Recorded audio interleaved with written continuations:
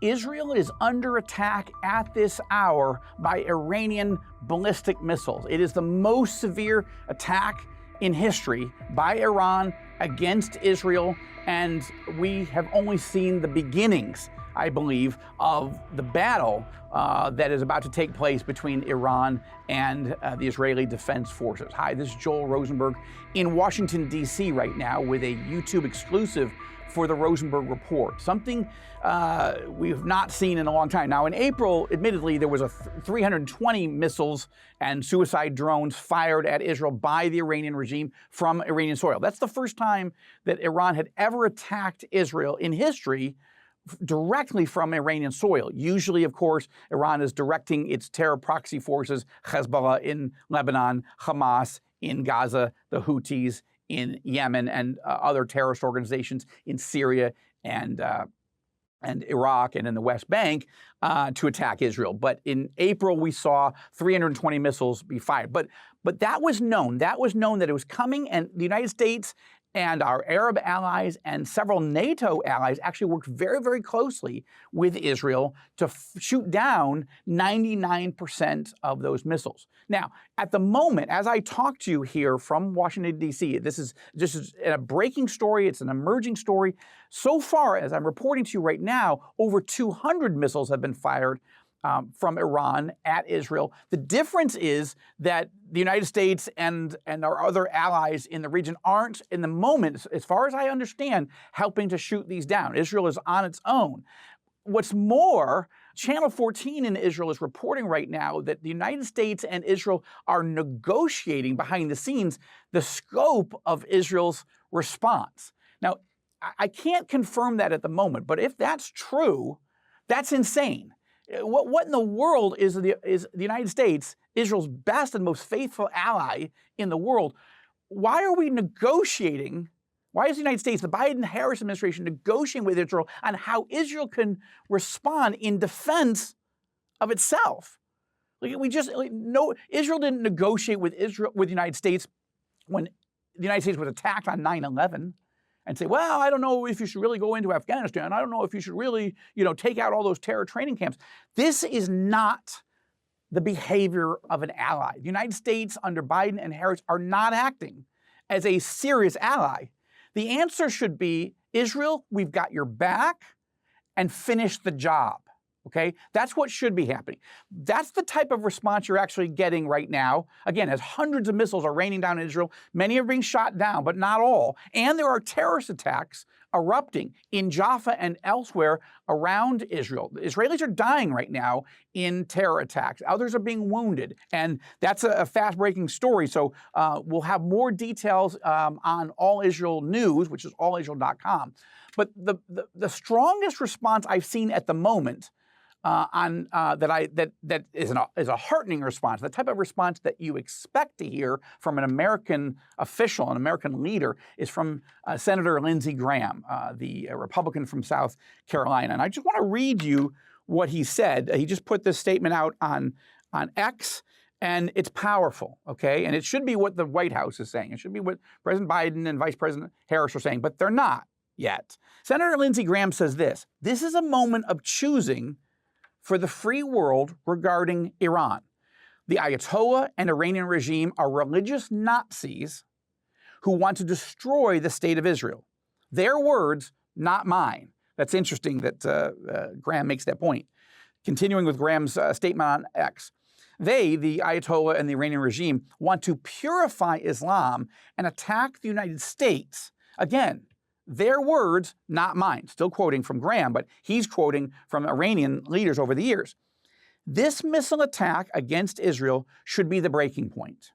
And I would urge the Biden administration to coordinate an overwhelming response with Israel, starting with Iran's ability to refine oil. These oil refineries need to be hit, and hit hard, because that is the source of cash for the regime to perpetrate their terror. Senator Graham concludes his statement on X with, "My prayers are with the people of Israel, and may God continue to bless Israel." This is leadership. This is the type of moral authority that you'd expect from every American leader. And look, let's hope that the White House, the State Department, the Pentagon get their act together and realize this is not a time to be constraining an ally in defense of itself. Israel's a small country. We're being attacked from 7 sides. The Biden team is telling us, and has been for the last week, to agree to a ceasefire. A ceasefire. You need a 21-day ceasefire. Stop escalating the situation in the Middle East. Escalating the situation? Seriously? We've been attacked in Israel for 361 days so far. We've got 101 hostages still in Gaza being held by terrorists. We've been attacked by 10,000 missiles just from Hezbollah in Lebanon. And now we're under attack by hundreds and hundreds of Iranian missiles.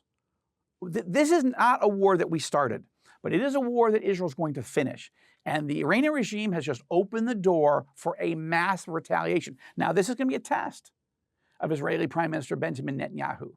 He not only passed the test, but passed it with flying colors last week when Biden told him to stand down and accept a 21-day ceasefire, and in the statement didn't even use the word Hezbollah.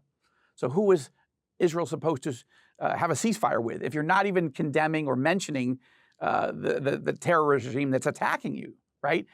But Netanyahu did not follow President Biden or Vice President Harris's counsel or that of French President Emmanuel Macron or the other world leaders that were demanding that Israel accept a ceasefire. Instead, Netanyahu decided to go for the jugular. He gave a defiant speech at the UN. He said that Israel's going to fight to win. He's going to take the fight to the enemy even harder than ever before.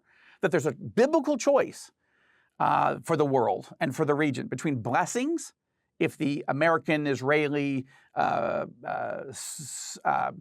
peaceful, moderate Sunni Arab vision of the region prevails, or it's a future of curses if the Iranian terror regime's vision is allowed to prevail in the Middle East. It was quite a striking speech, and then moments later, Netanyahu authorized Israel's Air Force to bomb the Hezbollah compound headquarters in broad daylight in downtown Beirut, 60 feet underground, and Netanyahu and the Israelis decapitated the Hezbollah terror regime, not only killing Sheikh Hassan Nasrallah, the 32-year veteran as a leader of Hezbollah, but also in recent days has killed 18 of the top 18 Hezbollah terror leaders. And that defiance of the President of the United States to defend the Israeli people and our freedom and our security and our way of life, that's leadership. There's been a lot of criticism of Netanyahu. Some of it is justified, but not all of it. But Netanyahu took the test, as it were, and passed with flying colors last week. And now is another test. Biden is going to put a lot of pressure on Netanyahu not to respond strongly. My instinct is, my bet would be, I'm not a betting man, but I believe Netanyahu is going to have full authority and unanimity within the Israeli government and military establishment to hit Iran and hit it hard. I'm going to quote from Israel's new ambassador to the United Nations, Danny Danon, who's a friend of mine. He writes on X, Iran has now launched an attack against Israel. We are ready and prepared defensively and offensively. We will take all necessary measures to protect the citizens of Israel. As we have previously made clear to the international community, any enemy that attacks Israel should expect a severe response. Amen. Now, that's the most senior official that I've seen so far being quoted out on X. And so he is a direct representative of the Netanyahu government and obviously close to Netanyahu. That's why he was appointed to that position. One more mention I want to make on this YouTube exclusive for the Rosenberg Report, and that is the UN Secretary General, Antonio Guterres, who has shown himself to be anti-Israel in almost in every possible statement and action that he has made over the past year since October 7th. I mean, really stunningly anti-Semitic, anti-Israel, unbelievable. So today, With Israel under attack by hundreds of Iranian missiles, Guterres goes on X and puts out this statement: I condemn the broadening of the Middle East conflict with escalation after escalation. This must stop. We absolutely need a ceasefire. Did you hear a word that was missing from that statement by Guterres? Iran. That's a word that's missing. Hezbollah. That's a word that was missing. Terrorism. Another word missing. Genocidal enemies. Putting Israel at existential threat. All words and phrases and sentences completely missing from the statement by the UN Secretary General. I mean, this is moral bankruptcy at its worst, and this is a test. We cannot, as Israelis, allow the world to dictate how we defend ourselves. And a ceasefire is the exact wrong decision right now. And Israel going on offense and accelerating, intensifying its offense, not only against Hezbollah and Hamas, but now against the Iranian terror regime, the satanic regime in Tehran and throughout Iran. This is the moment.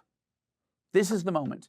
And I'm asking you, as followers of the Rosenberg Report and, of course, All Israel News, where we're tracking and posting regularly on what's happening, and keep in touch with us, keep following us at allisrael.com. But also post this video to your social media so other people know what's happening, and stay in touch, because we're going to keep tracking this breaking story. This is the beginning. This is not the end. This is the beginning of a major new wave of head-to-head combat between Israel and the wicked Iranian regime, and we'll be covering it from every angle on All Israel News as well as at the Rosenberg Report. Thank you so much for watching. Please be praying for the peace of Jerusalem and for total victory for Israel over all of its enemies, most importantly, the Iranian regime. I'm Joel Rosenberg in Washington, D.C., with this YouTube exclusive for the Rosenberg Report.